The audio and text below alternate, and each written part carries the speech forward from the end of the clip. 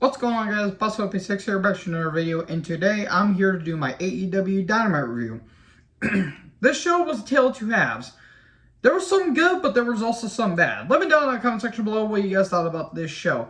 We're in Columbia, South Carolina, home of the Gamecocks. Aha! Cock. Get it? Because I'm immature. Anyways, we get right into the action with CM Punk versus Max Caster. Oh, god damn it. Max Caster makes a joke about Hunter Biden. Yeah, I kind of laughed at that, and he also makes a, he makes a Z-Pack joke. Oh god, I didn't fully know what he said because I don't have a DVR, and if I went back, I would have wrote it down, but god jeez, I thought that was funnier than hell. So yeah, Punk versus Caster. Match was good. Two different styles, but there was some good stuff. Towards the end though, Punk hits a pile driver and JR calls it the tombstone. That's the wrong move, JR. Wrong pile driver, but these things happen. And Anaconda Vice, and there you go. Punk wins. And then Shivani's all over through the show tonight.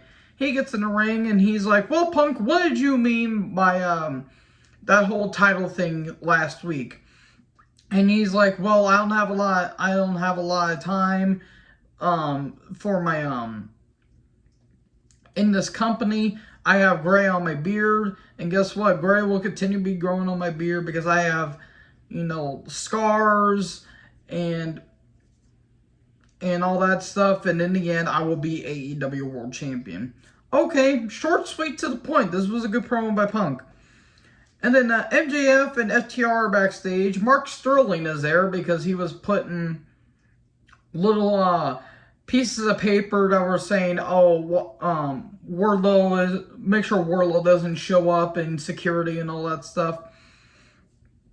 And basically, Dax says, you keep your business out of ours and we will keep our business out of yours. Okay, fair enough. And then we get Jay Lethal versus Jon Moxley. That was a terrible, terrible, terrible rendition. Wild thing, you make my fart sing. I think that's how it goes. Match was fine, just here's the thing. They built up Lethal as this big signing, but they kind of treated him like an afterthought. And therefore, I kind of lose any, you know, any care necessarily. But match was still good. It's just that I don't really necessarily care about Lethal. He's just kind of there. There were some good strikes. There were some good maneuvers. But in the end, Lethal kept going for the lethal injection, but Moxley countered into a bulldog choke. That was some pretty good stuff. In the end, Paradigm Shift 1, 2, 3, and Mox wins. And then the Marina Shafir video package. When did she debut in the company? Apparently she probably made her debut on Dark. Thus no one knows and no one really cared. This was just kind of out of nowhere. So that's cool. FTR versus the Gun Club. It was a typical match. MJF is on commentary. God damn, he's so great on commentary. Billy Gunn got involved. And then Wardlow shows up halfway, like near the end of the match, and he just tosses security. He throws one security guard into a like this little gate area, and he about lands in the frickin' trash can head first, which I thought was funny. Then he puts one on a table, but the table didn't budge, so that looked brutal. He's coming down, and MJF's like, where do these security guards come from and all that stuff? And, you know, but Wardlow, there's one too many, and MJF is just, you know, calling him a pig and all that stuff. And then, meanwhile, one of the Guns tries to, get the win with the help of, Billy, but that doesn't work. And in the end, the Big Rig, 1, 2, 3, and FTR wins. And MJF, he's now wanting to shake Dax's hand, but Dax slaps it away, saying, you told us you would keep your business out of ours. But in the end, you know, MJF just raises their hands and all that stuff. Okay, more tension between the Pinnacle. And also, during the FTR and MJF thing, Shawn Spears are going to be taking on Shawn Dean. So, okay, no one cares.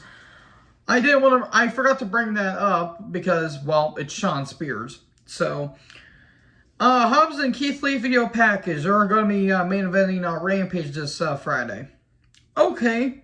Then the Jericho Appreciation Society's backstage. I am the influencer for a reason. And, you know, Daniel Garcia talks and they say, oh yeah, no, Santana Ortiz aren't here and Kingston isn't here. The rat, the bastard that's, you know, that went behind our back and all that shit. And one of them peeks behind the curtain. Oh, look, there's no one there. And Jake Hager says, get it through your thick skull. Ironic coming from Jake Hager. And then he opens one of the curtains and he gets freaking walloped by a sock ball or a butter sock, and Santana Ortiz and Kingston attack. Okay, that was so out of nowhere. I am completely shocked. And then they have a brawl. Kingston hits him with the back, hits Jericho with the back fist, but it's one too many. They about hit the street sweeper on Jericho, but one too many. The back gets used. Kingston gets whipped with a belt. As someone that's been on the receiving end of a belt, that hurts. It was a diamond one too, so I'm getting PTSD. And, okay, there you go. Jericho Appreciation Society stands tall. Woohoo! Anyways, Tony Schiavone, Mark Sterling, and Jade Cargill are backstage. Who's going to be the 30th victim? Well, it's going to be Leva Bates. Okay, she just shows up. No. I want a legitimate opponent, not a joke. Okay, that was a bit harsh. Alright, you're taking on Marina Shafir. Oh, dear, we're in trouble, aren't we? This is not going to be good. I'm not going to be good. Wheeler Yuta took on Bryan Danielson. Bryan Danielson is having the time of his life. William Regal also joined on commentary, and he's said at one point, you know, Schiavone, you want to know why I stand here? Because I died 1,000 deaths and all that stuff. Okay, I'm actually starting to get concerned about Regal's health issues. That it's starting to get a little startling. This was a damn good match. Really good match. Yuta showed some fight. He wouldn't quit. There were some brutal chops throughout this entire match. I mean, frickin' Yuta's chest was almost bleeding. Danielson's just having a great time being a dick and all that stuff, and he's being such an ass. But, you know, Bryan, you know, is trying to, you know, go a little easy on Yuta, but Yuta keeps fighting back, and there were some good counters, some good near falls, and even Regal's putting him over. Bryan hits the running knee. He goes to stomp Yuta's face in, but Yuta spits in his face. And Bryan just beating the shit out of him, puts on the label lock, uses the Gotch Pile Driver, label lock, and Yuta passes out, and there you go. Okay, this was some damn good stuff here. Also, I forgot to mention Jay Lethal and, you know, Bryan and Moxley shook hands, so that's pretty cool. And Yuta's going to be taking on Moxley, I think, on Rampage, I think. And I think also he's going to be taking on Josh Woods, apologies, who is the ROH Pure Champion. Okay, kind of out of nowhere, but okay. And then Andrade and Darby video package. They're going to be main eventing here this evening. Cole and Red Dragon come down. They have the championships, and it's a celebration. They have balloons, all of 5 balloons. Geez, you could have gotten that at my work for a cheaper price there. And he's like, well, we didn't steal, we took. There's a difference. There's a difference between stealing something and taking something that wasn't stolen. And, you know, he says, this isn't for us, this is for AEW, this is all for you guys and all that stuff. And, you know, Jurassic Express and Paige aren't here. Here comes Paige in a limo, or not a limo, but in a fancy sports car that has a Longhorn attached to it. So that was kind of funny, I guess. It was like JBL's limo, except Paige isn't a douchey person. So then, Paige comes down, and he's fighting them off all one by one, but it's a 3-on-1 advantage. Or wait, no, he makes them scar like Skull the Dogs, but then Cage, Luchasaurus and Jungle Boy attack, surprise, surprise, and they lay them all out. They take the titles back. Okay, it was a rehash of basically what they did, but the champs got their titles back. Hooray! This feud's continuing. Tony is on the stage, and Thunder Rosa shows up, and she's like, I don't want to be the face of the AEW Women's Division. I don't even want to be the face of AEW. I just want to be the face of every women's wrestling promotion. Okay, that's some pretty good stuff. And she's like, and she says, you know what, Nyla Rose, you and Vicky Guerrero, if you want to talk your smack, then bring the fight. FTR is backstage, and they say they don't want any other business allowed in theirs. And they're like, you know what, Bucks? Since you issued a challenge, we'll accept. We'll see who the best team in AEW is. Young Bucks versus FTR 2 Electric Boogaloo.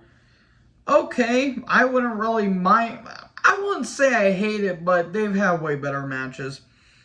I mean, the one they had at Full Gear, was it Full Gear or was it All Out? I think it was Full Gear 2020. That was a fine match, but it just went on for way too long. Don't make it 30 minutes, please. At least make it 15. Anyways, the Bunny takes on a mystery opponent. It is Toni Storm. Toni Storm's in AEW. I wasn't really shocked considering that there were rumors about it.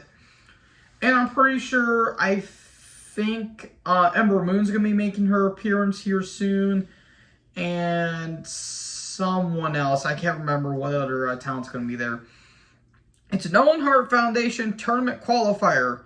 They couldn't have worded that better even if they tried to.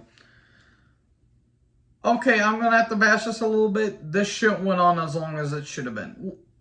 I know what they were trying to do here, but honestly, this match should have been at least 4 minutes. I'm glad that the women got time, but at the same time, the Bunny's not an interesting character. Nothing against Allie. Allie's a sweet person. I just don't really care for her character. And this whole Andrade family office shtick is not working. It just doesn't work, Chief. But in the end, Toni Storm hits the Storm Zero. It wasn't a Tiger Driver. It was just a short pile driver, which, okay, at least it's new innovation. Okay, Toni wins. Good. Toni Storm's a very sweet person. And then, speaking of Toni, I do like how JR says there's way too many Tonys on this show, which I thought was funny. Shivani, Nyla, and Vicky's backstage. They didn't mic up Vicky enough, which, granted, you don't want to hear Vicky Guerrero. And Nyla's like, well, I'm coming for your blood. She's coming blood. Gross. She might want to get that checked out. But Nyla's like, I'll prove to you why I'm the native beast, and I'll be taking your title soon. Okay, that's basically what it was. And then they do a run card of Rampage and what's going to be happening on Dynamite next week. I think for next week, it's going to be the Hardys versus Butcher and Blade. Jeff Hardy's made his debut, his third match in AEW. He's already had a street fight, and he's already having a tables match. Are they wanting Jeff to die in the ring? Like, seriously, come on. You gotta slow it down there. And then the women's tournament's gonna continue, and the men's tournament's gonna begin. So, okay. And the finals are gonna be happening at Double or Nothing. So, okay, that's all good. And I think for Rampage, House of Black's taking on Uno, Grayson, and Fuego del Sol. Jamie Hayter's going to be taking on Sky Blue, which, okay, I'm all for that. And, Hobbs versus Lee, and the Bucks are taking on Top Flight. Okay. I'm kind of rambling through, but that's what I saw, so. Andrade versus Darby Allin. It started off as a brawl because Andrade attacked first. Darby gets thrown like a sack of potatoes. He about died a couple times. He gets thrown over the table, and he gets planted on the table, and then he gets planted on the ring apron. And then he gets thrown into the steps. The way he sells it, it's like he legit hurts himself. And I think he actually is. Then the match starts. It was fine. I'm just not really interested in Andrade's character. There was a cool Razor's Edge into a Code Red, which I thought was pretty cool. There was a crucifix bomb off the top that got turned into a Hurricane Rana, which that was pretty damn good. Darby's going to kill himself before he's even going to make it to 35. Then Sting comes down. And then the Butcher and Blade come down, and they do that whole shtick. They attack Sting. Andrade, Darby dives onto them. And before that happened, Darby and Andrade are having a slap fight. They're like doing this and all that stuff. And JR's like, man, JR's like, before long we're gonna have a wrestling match. And JR's kind of taking the piss out of it. I'm not blaming him really. And then Darby goes for a springboard, but Andrade catches him. He throws Darby into the turnbuckle, and then Iolio or El Idolo, 1, 2, 3, and there you go. Andrade wins, and then Sting checks on him, and they attack Sting, and JR's kind of taking the piss out of it, saying, you know, this stuff's getting a little ridiculous and all that stuff. I don't blame him. And then, and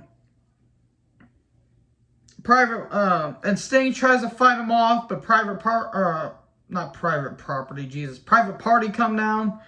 And then the Hardys show up, they have a chair, and they take out everyone, and there you go. And Jeff hits a swanton on, I think, Cassidy, and his lower back gets part of it, and his upper half is like this. I'm like, Jesus Christ, Jeff, stop doing the swanton. But anyways, that's it. That's how Dynamite ends. So, what do you guys think about the show in the comment section? Let me know down in the comment section below. Make sure to like, comment, subscribe, join the herd. I'll talk to you guys next video. Peace out.